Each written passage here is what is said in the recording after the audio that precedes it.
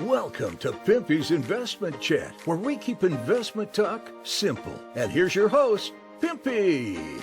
What is going on out there, peeps? All right, let's get back to Iraq. So this is going to be kind of like a half and half video, or maybe 2/3, 1/3. Depends on how I feel by the time I get to the end of this. So there's going to be a slight rant on here. So just bear with me. Let's get through the news. Not a whole lot, but some very interesting things. Before we get started, hit the thumbs up button. If you're not a subscriber, please do so, because when you do, it helps out the channel, and I surely do appreciate it. If you're thinking about buying gold and silver, check out our friends over there at Money Metals Exchange. The link is down below in the description. If you're a first-time buyer and you spend more than $100, use promo code Pimpy, P-I-M-P-Y, and you will get a free half ounce of silver. If you guys can hear the noise in the background, I apologize. There's like a machine that they're using to clean on the outside here, and it's close to my window, so I apologize. But they said they turned it off. It doesn't sound to me like they turned it off. Okay, so here's the deal. They offered Sadr to come back into the government. They encouraged him and his deputies to come back into the government. Sadr turned him down. Now, if I am some of these Iranian-backed politicians, I would definitely be concerned about this movement. You can see that Ameri is concerned, or appears to be, so much so that he wanted to reinstate Sadr and his deputies, despite the fact that they resigned. And you can see that Maliki was on the opposite side of this whole idea. Again, to Maliki, having control of the government is exactly what he wants. It's been that way since 2003. Him and his little group of friends have been running the government for quite some time. And if Sadr is in charge of the government, along with Al-Qademi, then you best believe that they were going to open up the corruption files, and Maliki and some of his little cronies were definitely on the chopping block. So after meeting with Sadr, trying to do what they can to bring him back, the word is he has turned him down. It's a no. Sadr is not coming back. So this leaves a coordinated framework, along with those who are still in the government, the task of trying to help form the new government. So the framework talks about discussing preparations to form a national service government with Al-Qademi. Yeah, Al-Qademi actually and literally met with the coordinating framework yesterday. Now, if you've been paying attention to the videos, you can understand why that is concerning. Not once, but twice they tried to assassinate this guy. So the fact that Al-Qademi just said, yeah, let's do this, and he showed up to the meeting, that guy's got matzo balls, man. Trust me, he's got big ones. He showed up. And there's several articles where people are wondering what it is and why it is that Al-Qademi was there. He was talking about the security of the nation, which is important, obviously. And the fact that Turkey's getting a little bold out there. They've been doing some unauthorized bombings. And so Iraq needs to nip that in the butt on their own. They need to do something about this. Anyways, they went through here, and the coordinated framework was saying how important it is to turn around and form this government as quickly as possible. Now, I don't know about you, but if I'm Al-Qademi and I'm sitting across the table from Maliki, if Maliki even thought about smiling, I'd be hard-pressed not to jump across the table and just smack the smile right off his face. This guy has been a thorn in their butts for a long time. Remember, it was him that Al-Qademi wanted to investigate. And then his friend was murdered as a message to Al-Qademi to leave the investigations alone. It didn't stop Qademi from investigating family members of Maliki. So with Sadr, they were getting ready to take this to the next level. So you're going to see there's several articles in here talking about how Al-Qademi did meet with the coordinated framework, which again, that guy's, he's got big brass ones. You know how some of our politicians here are protected. They've got armed security. Over there, it's a little bit different. To me, it's very impressive to see the fact that, look, Al-Qademi wasn't scared. He went to this meeting by himself, by the way, sat down there with these people and talked to their face. So kudos to Al-Qademi. So you can see the message here. It says, coordinated framework, let us seize the opportunity and form the government. There has been some tensions between Ameri and Maliki, and it didn't just end with Sadr. Amari had made promises to solder. I think that Mary's a little concerned that he better make sure to keep these promises so that he's not on the bad side of solder, by the way. So there's like little things happening within the coordinating framework. It says here that the representative of the Al Fatah Alliance, Al Bodai, confirmed today, Thursday, that the opportunity is now available to the coordinating framework as it is the largest bloc in parliament to form a government.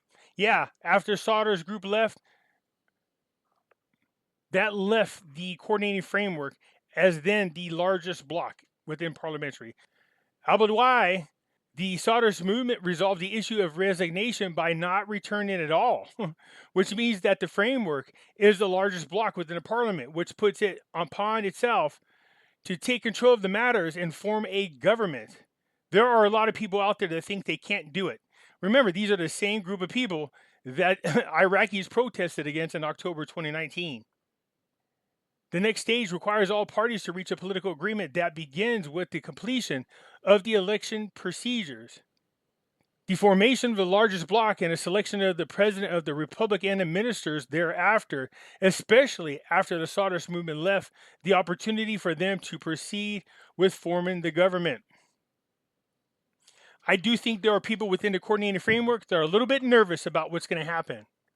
Of course, you can understand why Maliki is not nervous at all, or at least he doesn't act like it. I really do believe his neck was on the chopping block. Anyways, it says here that the coordinating framework will begin next week with all forces, as it is hoped that a meeting will be held that includes the framework and its allies with leaders of the Sovereignty Alliance and Kurdistan Democratic Party to reach understandings that lead to the formation of a strong government that represents the aspirations of the people. I like how they say, though, they want to form a government that will be appealing to the people. No, they don't. If Maliki is that influential, he's not going to allow that to happen. Here you have an article from the World Bank saying pretty much the same thing that I was talking about earlier, and that is this government needs to be formed. The budget needs to be passed because it is affecting their GDP. It says a report issued by the World Bank on Wednesday warned of the impact of the delay in forming the government and approving the budget on the growth of Iraq's economy. Obviously, Iraq is gradually emerging from the deep recession that it experienced in 2020 due to the RONA and the accompanying collapse of the oil prices. As after the contraction of more than 11% in 2020, the Iraqi economy achieved a growth rate of 2.8 in 2021, which it's projected to do much better this year. But we're already almost halfway through this year, and they still haven't formed a government, and they have not passed the budget. So this is what this article is talking about. Look, they're getting ready to export even more oil. This next one is good. It says, finance. We are continuing to implement what was stipulated in the government's white papers. That is the fill-in government that's following the white papers. From all the stuff that I read about Maliki, I find it hard-pressed to believe that this man is going to continue down the path following the white papers. He'll make one excuse after another. If that's the case, I think you're really going to see the people rise up in a big way if they don't do it earlier. Said the Minister of Finance Alawi confirmed today that the state property sector faces huge challenges, while indicating that the continuation of the work on the completion of the automation projects. There's nothing better than, working on projects that are going to go fully automated and take the jobs of Iraqi people. Anyways, Alawi and other ministers went to go visit and do an inspection of the state real estate department. Alawi said that this visit aims to raise the level of institutional performance and reduce the effort and time to reach the provision of the best services, in addition to expediting the resolution of property issues belonging to the state, plus deals with corruption. So they are continuing down that path. I just hope it continues, to be quite honest with you. I'm really praying and hoping for the people of Iraq for prosperity. Okay, so look, a tiny bit of a rant, if you don't mind indulging me. I did a couple of videos recently in which I said I do not believe, in my opinion, that we're going to see any type of a rate change any sooner than a couple of years. People lost their damn minds. They're freaking out. I know, I get it, you guys. There's people out there blowing smoke up your ass and lying to you. You got one person claiming that the military is going to be handling the currency. No, they're not. The military did handle Iraq's currency in 2003 when the country was not stable. A new government was just announced. So, since there was no security there, our military had to step in. The military does not normally handle any type of exchange rate change for any currency around the world. So when somebody says the military is standing by, no, there is no military standing by. But when I try to tell you guys this, oh my God, people freak out. Okay, I get it. You guys have your own little gurus that you love and you follow because they blow smoke up your butt and it feels good to you. I'm not that person. This is the Stay Grounded channel. I try to educate as I go along so you can understand what I'm talking about. On more than one occasion, I did videos showing you what it is that has to be put in place before an exchange rate of a currency can be considered. Iraq is nowhere near there. You think just because they keep getting money from oil that then that's the magical key? That's the pixie, that's the magical wand that comes out of the butt sprinkled around unicorn pixie dust? No, that's not the one. Just because you have a lot of money doesn't mean the rate change is going to take place. It doesn't make sense. You have an economy that is not stable. You have a government that is not even formed and not stable. There are uprisings taking place in small groups out there. ISIS is rearing up their ugly head again. There's not electricity throughout Iraq. Outside investors are concerned about these things. Although they are importing gas from Iran so they can fire up the generators, give electricity to Iraq, it does not cover all areas. These are the things that you have to take in consideration before you change the exchange rate. Outside investors aren't going to show up until it's a lot more solid than this. Not to mention you have Turkey doing bombing within Iraq, just on the border over there. You have Iran trying to control the government of Iraq and make it their own with their Iranian-backed politicians who now have control of the government. Look, I get it. A lot of you have been waiting a long time for the rate change to take place. If you guys want me to go ahead and lie and make up fake stories about clones and popcorn and blow smoke up your butt so that you'll feel good about this, let me know, and trust me, I can make up the biggest lies for you. I'll make the most extravagant stories you've ever heard. I'll have you doing the pee-pee dance. Yeah, I prefer not to. We're all in the same boat trying to get to the same locations. I had person after person going, I'm unsubscribing from your channel because you don't know what you're talking about. Well, let me tell you something, sweetheart. I put this challenge out every single time. And you'll never get a single guru to take me up on this because they're full of shit. So here I go again. I openly challenge any of those so-called dinar gurus out there to come on my show or your show and have a debate if you don't agree with what I'm saying. If you got some magical insider person within the government of Iraq that works at the CBI, or if you have some special military intel person, or you magically have some code, or you see some codes on the back screen, or you got people standing by redemption centers, which them poor people got to be dying right about now. They've been standing by for 15 years. We can have a cordial debate. We can have a discussion. Doesn't have to be cussing, yelling, and pointing fingers. It's not necessary. We're all trying to get to the same place.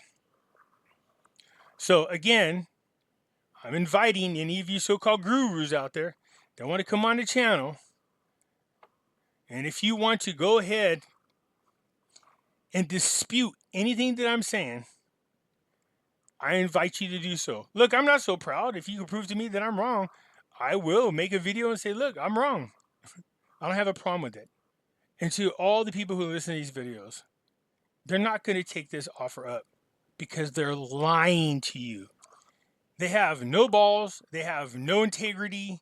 They won't come on here to have a respectful conversation in which we can disagree on something, or if they have evidence out there to the contrary, by all means, I'm game. Show me.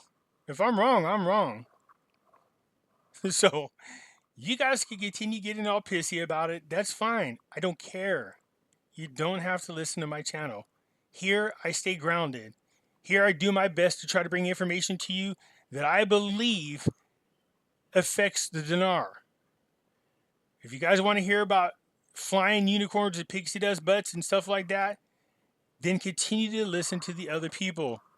There have been people listening to those other individuals for well over 10 years. There's a reason why my subscriber base is 500 times their sizes. People respect the fact that I'm being honest and not lying to you guys.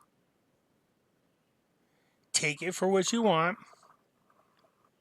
If you have any questions, I'm reachable. How about this? Let me know down in the comments. How about I do a Iraqi Dinar live show in which we could do questions and answers and interact with one another. If you want to make a phone call in, we got to figure out how to do this. There's got to be a way to where we can call. You guys can call in and ask questions. We can have a conversation or something along those lines. Let me know what you think. Anyways, that's it for now, you guys. Do me a favor, hit the thumbs up button. If you're not a subscriber, please do so, because when you do, it helps out the channel, and I surely appreciate it. And I'll catch you later. I'm out.